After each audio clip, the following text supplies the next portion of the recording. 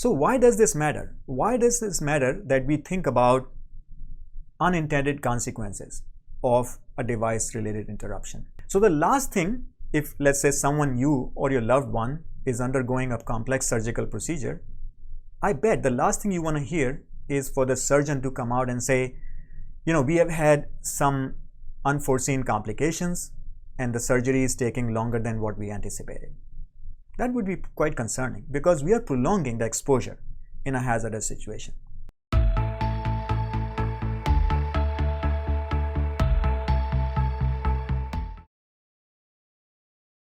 Hello everyone and welcome again to our weekly live discussion. I'm so excited to welcome you again.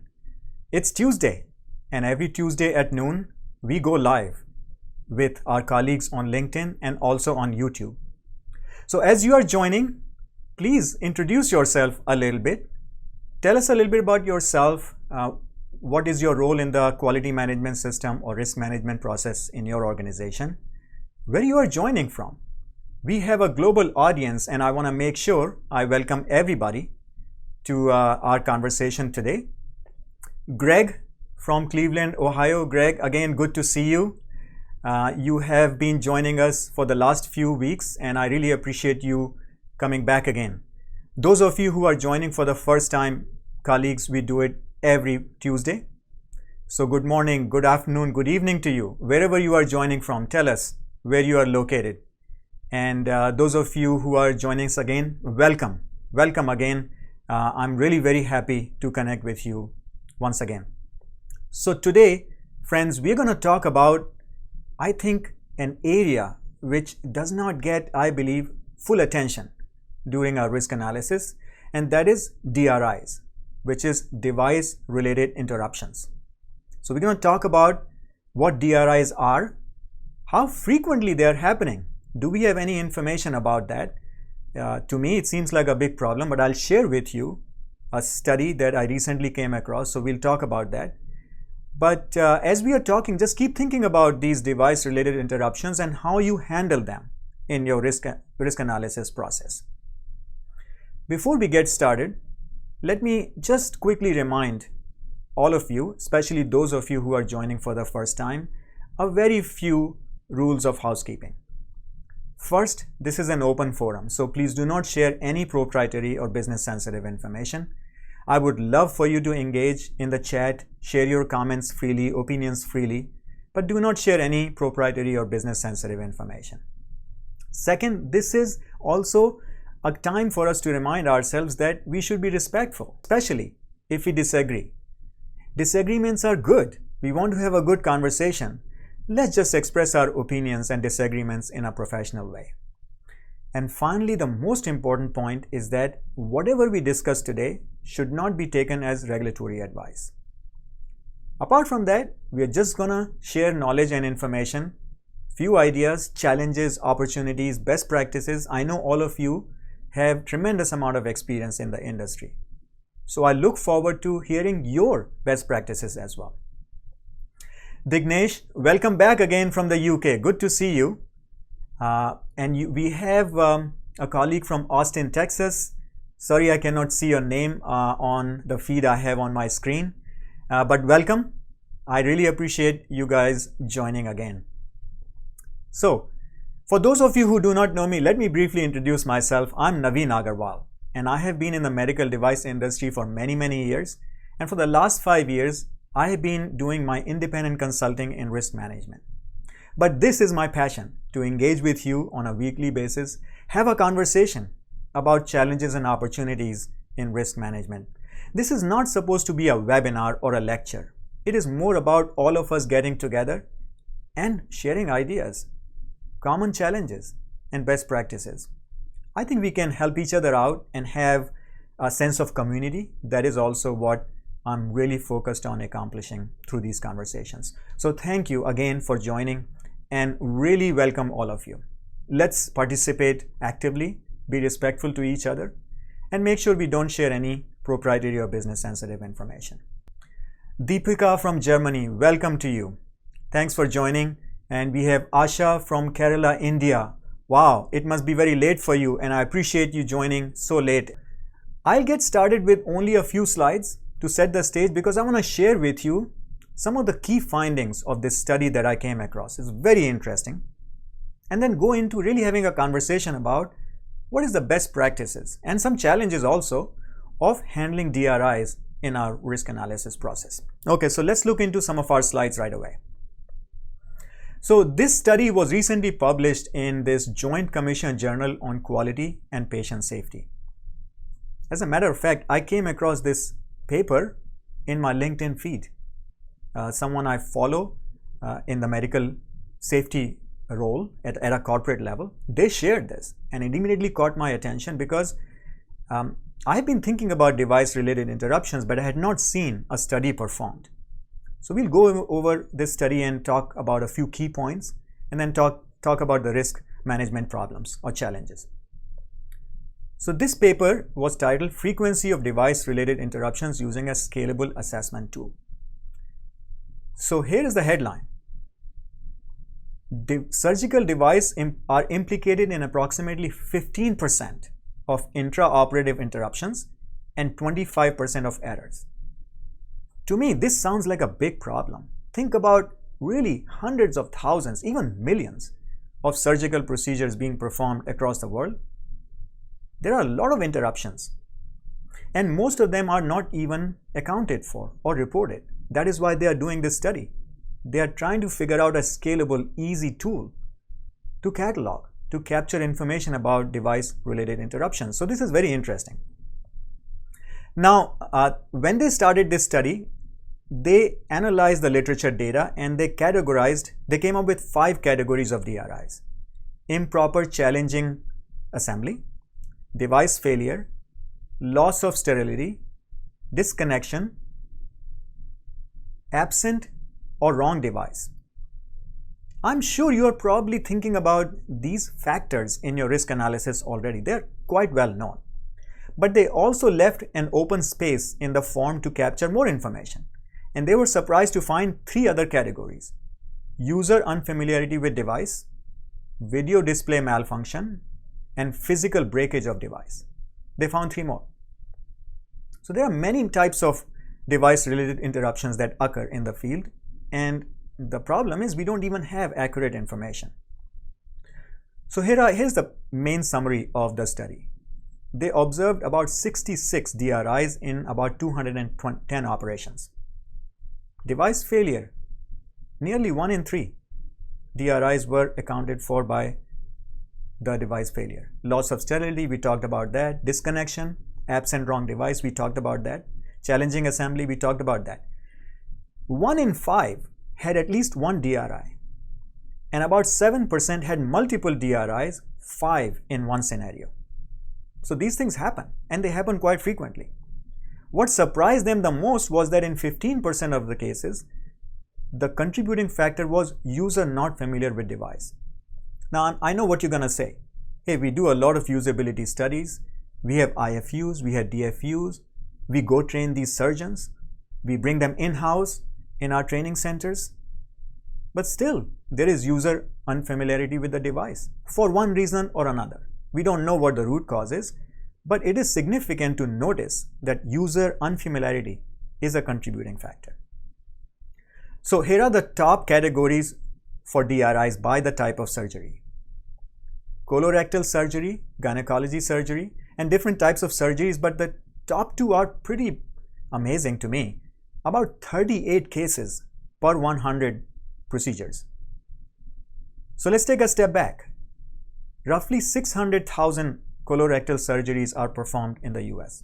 So if you do a rough math, that's over 228,000 DRIs per year. That's a big number, and that's only one surgical specialty. So this is quite significant, and a lot of that is not even being reported. And I went ahead and did some search, a very high-level search in FDA's TPLC data. I strongly recommend for you to keep an eye on the data that is being published publicly. There's a lot of information, and you may learn a lot about your device by monitoring the data on other similar devices. Since 2017, here that's just a quick snapshot. Product code NAY, these are used to control laparoscopic instruments in colorectal gynecological surgery. So very relevant. Really thousands of problems reported, breakage or detachment of device or device component during procedure. So it's consistent with what they are finding. Another code is GDW, which is a powered stapler. Failure to fire, failure to form staple, misfire, difficult to open or close. Thousands of events being reported. And I believe they are underreported because the numbers I'm seeing from this surgery indicate to a much higher frequency. We are not even capturing the data. So it seems like a big problem to me. I want to hear from you. What is your understanding? Have you come across other data that supports this assumption that it's a big problem out there? And how do we handle this in our risk analysis process? I would love to hear from you what steps you take to make sure that you are looking at or evaluating all potential device-related interruptions. How do you handle them in an FMEA, for example, or a fault tree analysis, for example? And how do you link those potential events to hazards and harms? I would love to hear that from you. So really, in summary, I would say so far, I'm beginning to understand that this is a big problem and not even reported in an accurate way. So let's continue to look at some of my other slides. We have to consider unintended consequences due to a DRI. And that takes a little bit of a work because we have to go beyond the initial event of a DRI. First and foremost, I think it can lead to additional use errors. There are reports of bleeding, hemorrhage during the procedure, tissue damage or injury, internal organ damage, perforation, post-operative infection, prolonged recovery, unspecified complications, shock and death. All those are possible. How do we consider these potential scenarios in the context of our device? So really understanding a potential sequence of events leading to multiple harms is very important. This is generally done as part of your hazard analysis, not in an FMEA. And I want to underscore that point once again. FMEA, we have heard this before from Ed Bills, for example, in one of our last sessions, that FMEA is a tool for failure risk analysis and improving our reliability. It'll tell us what happens if a device fails. But as we can see, some of these DRIs are happening even without a device failure. Failure mode effect analysis or FTA or other failure risk analysis tools do not facilitate a good linkage from that initial event to sequence of events and hazardous situations. So that is actually a pretty big challenge, and that's why I keep emphasizing in our conversations that we should do hazard analysis as a separate form of risk analysis where we are building these sequence of events and hazardous situations. It is a requirement of ISO 14971. We'll look into that. So why does this matter? Why does this matter that we think about unintended consequences of a device-related interruption? Well, let's take a step back. Surgery by itself is a hazardous situation. If the surgery is particularly complex, colorectal surgery being an example, it's a pretty complex procedure, high-risk procedure, we would actually want to minimize the exposure during that surgery. So the last thing, if let's say you or your loved one is undergoing a complex surgical procedure, I bet the last thing you want to hear is for the surgeon to come out and say, we have had some unforeseen complications and the surgery is taking longer than what we anticipated. That would be quite concerning because we are prolonging the exposure in a hazardous situation. So we have to think about the overall patient experience when our device is being used. And I know our device may be just one part of the whole process. But if it is the contributing factor for a DRI, it doesn't matter because it can lead to a lot of unintended consequences. So I would love to hear from you how you think about those unintended consequences and how do you account for them in your risk analysis. What challenges you face? Can you share some best practices that have worked for you? I think that will be very useful for all of us to learn from. Okay, so as I was discussing with you that it can lead to a lot of unintended consequences. So let's quickly review ISO 14971 requirements, why those requirements are in place in the context of a DRI. So the first one is clause 5.2, intended use and reasonably foreseeable misuse. And I want to remind us that the reasonably foreseeable misuse includes both use errors and intentional acts of misuse. They may not be malicious in intent, but maybe someone is choosing not to follow the directions that you have provided now. That is included in foreseeable misuse. We have to do risk analysis around those. Clause 5.4 talks about identification of hazards and hazardous situations. This is where it's very important for us to build the story further. And I want to illustrate that in a slide for you, because in my experience, most of the times we stop in our FMEAs at device failure. But we have to take one step further. We have to build a sequence of events, understand the hazardous situations and potential harms beyond just device failure. And the point is, this analysis may have to be done for use errors separately from device failures. They might be done at different places. So how do we bring it all together? Could be quite challenging. So there is a note in clause 5.4 which is interesting. Risk analysis includes examination of different sequences or combination of events related to a single hazard. Single hazard, not a failure. So that single hazard can lead to different hazardous situations. Each hazardous situation can lead to different types of harm. So this can get complex very, very quickly. That's why it takes a little bit of a process, a systematic process and facilitation to do it right. So I want to share with you this slide that I typically share in my workshops and training courses with folks who join. How do we analyze the risks of DRIs? So there's a trigger event. Let's say DRI is a trigger event in this case. Now, many other things might have happened before for that DRI to occur. Right? That could be a separate conversation, but we want to know what happens after. It will lead to a sequence of events, so we need to figure out what else could be happening. So we need to understand how the procedure is being performed. What does a doctor typically do when there's a device-related interruption? That leads to a hazardous situation where patient is exposed to one or more hazards. We know that. This is textbook. An interesting insight here is that when a hazardous situation occurs, the doctor doesn't give up. They intervene. If there is a DRI, they have to do something. And that intervention may trigger another sequence of events. Maybe the DRI occurred not because of a device failure, but the intervention led to a device failure due to use error. That could also be a possibility. So we have to think about all these different scenarios to really identify what kind of hazardous situation and hazards are present. And then eventually, of course, it leads to the harm, but it is an iterative process. We have a comment here from Asha. Thank you for sharing this with us. I have seen use FMEA mentioned in ISO TR 24971, never implemented practically, though. I think this can be used to analyze risks associated with a DRI. Yes. Now, whether you use an FMEA approach for use error analysis or something else, that's a different topic.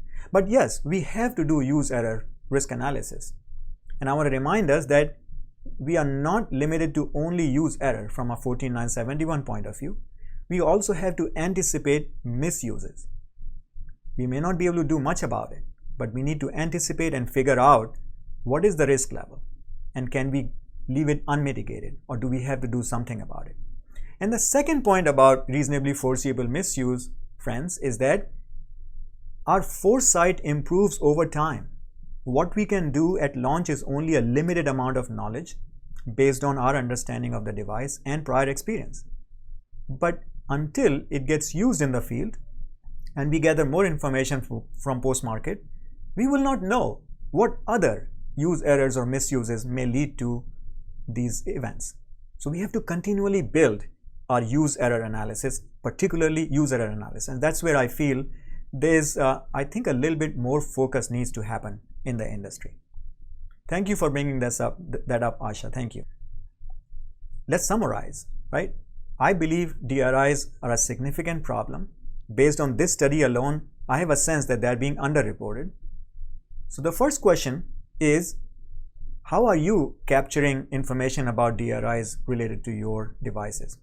And do you feel you are able to get the right level of frequency, right level of reporting? Is there any limitation around that you feel? What else could be done to improve our reportability? This paper is actually talking about the fact that it is not easy to really keep track of it because surgery is a very fast-paced environment. They created an assessment tool, and that's a pretty good way of doing it. Very simply, it's simple to train people to go and gather this information in a very less intrusive way during surgery. So are you considering some of those solutions for you to make sure that you have enough information to be able to take timely action? So I feel like this being underreported. Second point that we talked about is really challenges in risk analysis because it's so complex to think about all sequence of events, potential scenarios, and what kind of harms. So here actually I want to share with you a tip is we need to separate hypothetical from probable. Now we can sit in a room and imagine all kind of scenarios. That is not really very useful. We need to work with our medical clinical experts to really understand what is probable, not hypothetical. Otherwise we'll get lost in the weeds. Hypothetical versus probable. That's a very good recommendation for you to think about. Ed, you are joining again. Thank you so much. I appreciate you joining. I know you are very, very busy, but I really appreciate you joining and being part of this conversation. So what I was trying to recommend to you is make sure you have a process which challenges this conversation, whether we are being too hypothetical or are we really looking into probable scenarios. They may not need to be highly probable, but if someone has seen that happen in the past, that's worth noticing. So it's through these conversations, through these iterative conversations, that you will build your competence about these sequence of events. And you have to also, unfortunately, find a good way to document them. Good way to document in a systematic way that you can take action later on. Otherwise, it can be pretty challenging. So, in terms of reporting, there are challenges. They are not reported accurately and as frequently as they are occurring based on this study. And it's very consistent with what I have seen. It's difficult to analyze properly in risk assessments or risk analysis, especially if you're using only FMEA. And it can be challenging to keep track of all different scenarios for sequence of events. Okay, we have a comment here. So great to see this talk. I'm one of the co-authors on the paper that you mentioned on the top. Well, amazing. Thank you so much for participating. So important to recognize use errors and work on a way to measure and report these. So since you have joined us, and I truly appreciate it, I would actually ask you to share whether you agree with this feeling I have, is that DRIs are underreported. Based on the study, and my feeling was the numbers seem to be pretty high, and probably they are not being reported as frequently as they should be because, according to the paper, I feel that it is difficult to even measure them or keep track of them. So I think the assessment that you are providing in that paper is really pretty good. It's a very easy tool, seems to me, and you are showing great results. So I really appreciate you joining and sharing your knowledge with the world. It means a lot to me personally for you to be on this conversation today. So colleagues, very quickly, I want to share with you some best practices, very few that I think we should think about, but I invite you to share your best practices and ideas as well. So the first one that comes to my mind is really relates to our over-dependence, in my mind, on use of FMEAs. It's a failure tool, failure risk analysis tool. And many times I have seen line items in FMEAs where if the DRI is a potential outcome, they might just make a notation as delay in treatment. We talked about delay in treatment in one of our live sessions in the past, and I'll post a link to that for everybody. Delay in treatment is not a harm. Delay in treatment is a trigger event. So analysis of potential sequences of events should be done to fully understand the hazard harm linkages. And we have to figure out how to do it efficiently because it can be quite complex. But it must be done starting from the design phase. Let's not wait until post-market. starting from the design phase. Finally, I think that the usability studies done as part of design validation represent the effectiveness of risk control measures only at a point in time, usually at launch. It represents our collective knowledge at that point of time and our understanding of the effectiveness of the controls that we have put in place. That's it. The journey begins after that. It doesn't stop there. Post-market surveillance generally reveals additional use errors and misuses not previously known or identified during design and development. Use error risk analysis, therefore, is an ongoing continual activity. And if you are on the discussion today with particular experience in human factors engineering, I would really invite you to share your perspective as well. So we have to follow post-market surveillance information, especially if we are finding, and here is a very common code reported, adverse event without any device problem or issues. And we don't do much about that afterwards. Well, we got to figure out why that adverse event happened in the first place, even if there was no confirmed device issue. We need to look into that because that will inform our understanding of how the device is being used and should we be recognizing potential use errors in our risk analysis that we don't know of. So it provides additional feedback for risk controls, preferably through design. And now not every risk control could come from design, but the best way to handle that is through design risk controls because that has a potential to eliminate the hazard. So there's a lot packed in there. I know it's a very complex topic, but when I came across this study, it really sparked an interest in my mind and I wanted to share that with you. So I hope this is useful. In plain summary, I think DRIs are being underreported. First, we need to figure out how to get the right amount of data. And the tool, the assessment tool that is reported in this study seems to be a very good option. So I appreciate the co-author joining us today. Very good. Secondly, paying attention to what is being reported, even though it's not perfect, not complete, and somehow taking action on a continual basis. Figuring out a way to do it efficiently is very important. FMEAs are not bad, but we are over dependent on that. So let's figure out a way to build other analysis tools, competence in other analysis tools that will help us take it further than device failures. And that's where I think competence in hazard analysis can be very important. And finally, I would say continue to share our challenges and best practices in a more open way without disclosing proprietary information, of course, so that all of us can become aware of these challenges, learn a few best practices, and then take them back inside our organizations to make the whole process, whole system better. What could be better than that? Because next time when your loved one is going into surgery, even if it's not your device, you would feel good that you have done something good for the industry and help everyone get to a higher level of capability. That is certainly what I'm committed to, and I feel you are committed to as well because you show up every Tuesday to participate in these conversations. So I want to thank you for your interest and attention today.